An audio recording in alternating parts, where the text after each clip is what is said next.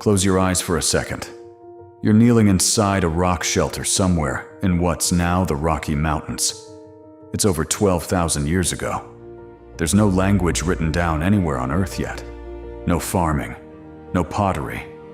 Just you, a small fire, and a handful of wild leaves someone gathered that morning without fully knowing why. You drop them onto the coals. The smoke curls up thick and sharp, and you lean toward it and breathe in. You don't know what nicotine is. You don't know what a receptor is.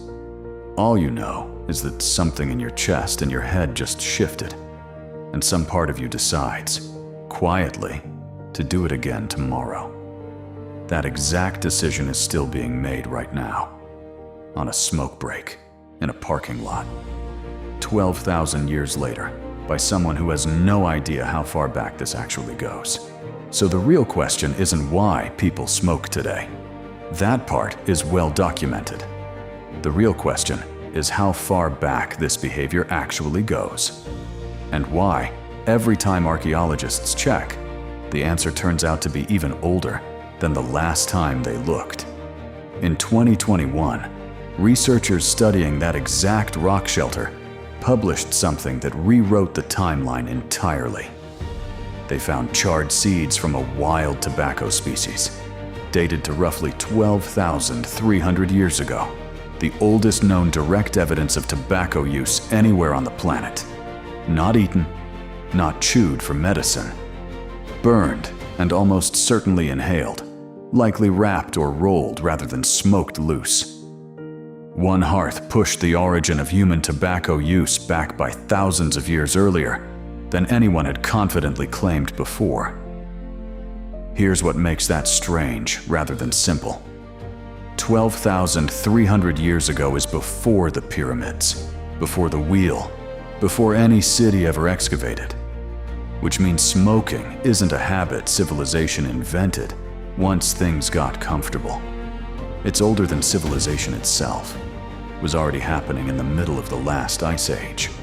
And for almost that entire stretch of time, it had nothing to do with relaxation. It was treated as one of the most serious things a human being could do. Across ancient Mesoamerica, painted pottery and carved temple reliefs going back over 2,000 years show priests inhaling rolled tobacco leaves during formal ceremonies, smoke drifting upward as an offering meant to carry prayers to the sky. This wasn't a break between tasks, it was the ritual itself. Some Maya texts describe tobacco smoke as a way for priests to enter trance states in order to speak with ancestors and gods directly. Which means the earliest documented smokers on the continent weren't looking for a moment of calm. They were trying to open a door to something they believed was genuinely listening. Here's the part almost nobody expects.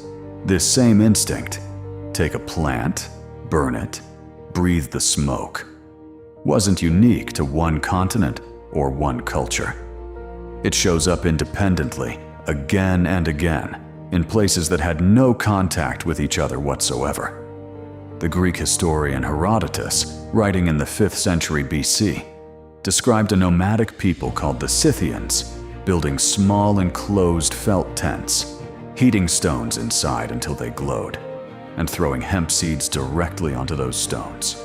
He wrote that they climbed inside, sealed the tent, and, in his words, howled with pleasure at the smoke.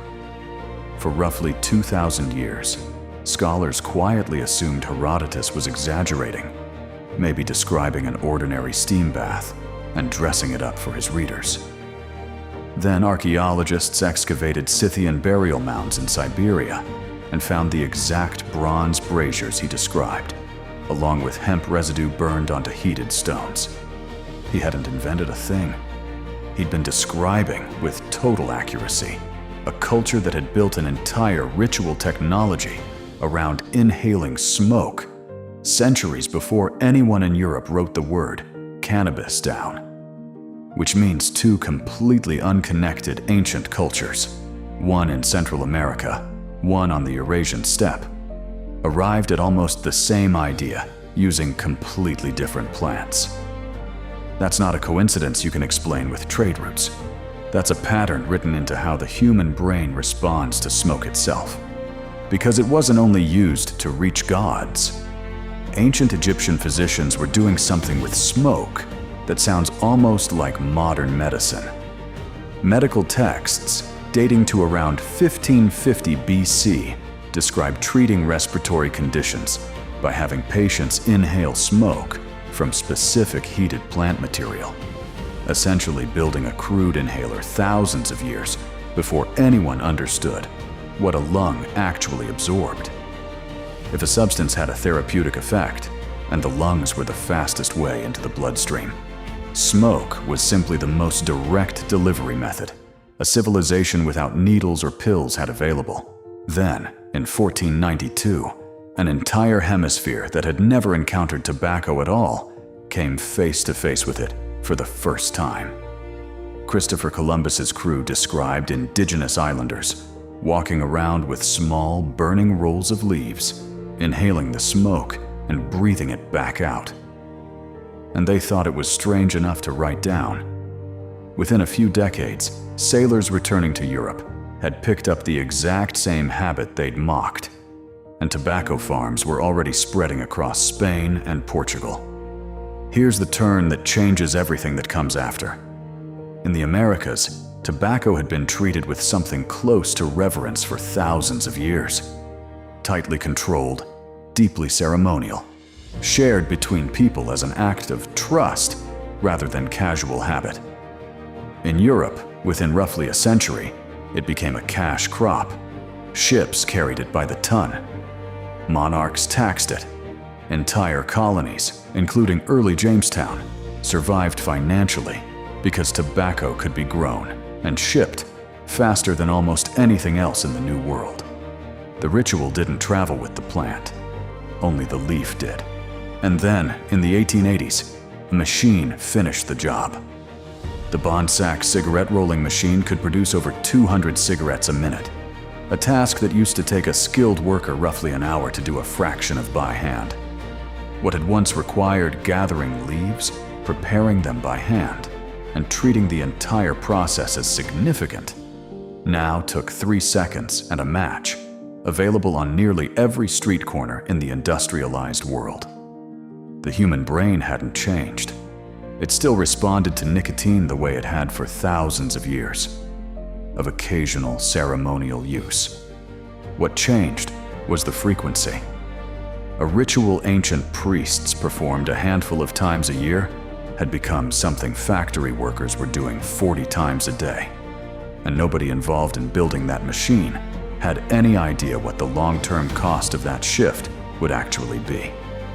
It wasn't until the middle of the 20th century that major medical research finally connected smoking to serious long-term health consequences.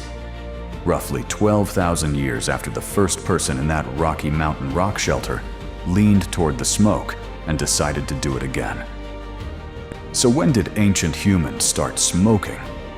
At minimum, 12,300 years ago, and probably longer than the evidence we've managed to find, because seeds and leaves and pipes made of wood rarely survive that long in the ground. What we have isn't the beginning. It's just the oldest piece that happened to last. They weren't chasing a habit. They were chasing a connection to gods, to ancestors, to each other, to something bigger than the fire in front of them. It's the same behavior that shows up in a shaman's tent in Siberia, a temple in the Yucatan, and a doctor's office in ancient Egypt. 3 cultures that never met, all arriving at the same conclusion about what smoke could do.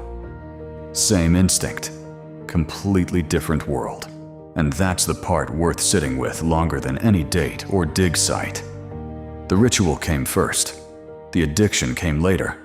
Once someone built a machine fast enough to strip out everything except the chemical and leave the meaning behind. If you want more stories like this, where the strangest human habits turn out to be far older and far stranger than anyone expects, subscribe, because that's exactly what this channel is built for.